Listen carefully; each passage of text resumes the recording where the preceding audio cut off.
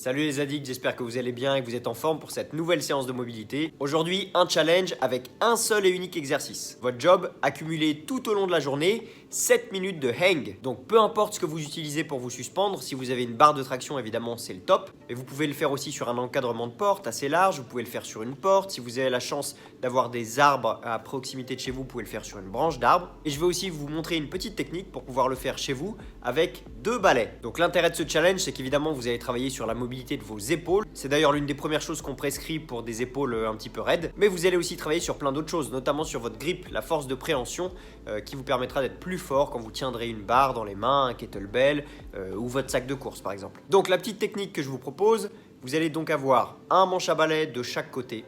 Vous allez placer les manches à balai à la verticale de part et d'autre de vos pieds et vous allez faire une longue fente vers l'arrière. Une fois que votre fente est faite, vous essayez vraiment d'ouvrir vos épaules au maximum.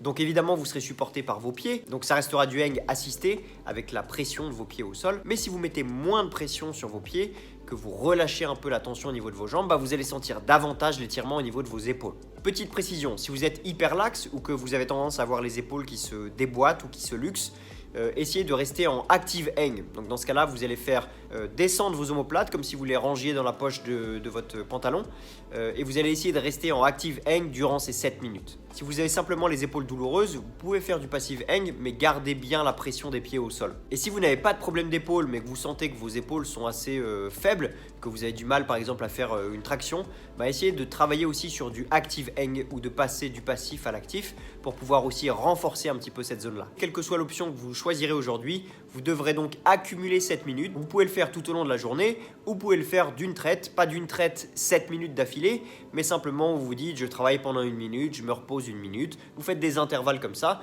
jusqu'à arriver à 7 minutes au total. Voilà les addicts, c'est tout pour aujourd'hui. Essayez de vraiment travailler sur cet exercice le plus souvent possible. Si vous pouvez en faire tous les jours, c'est vraiment le top du top.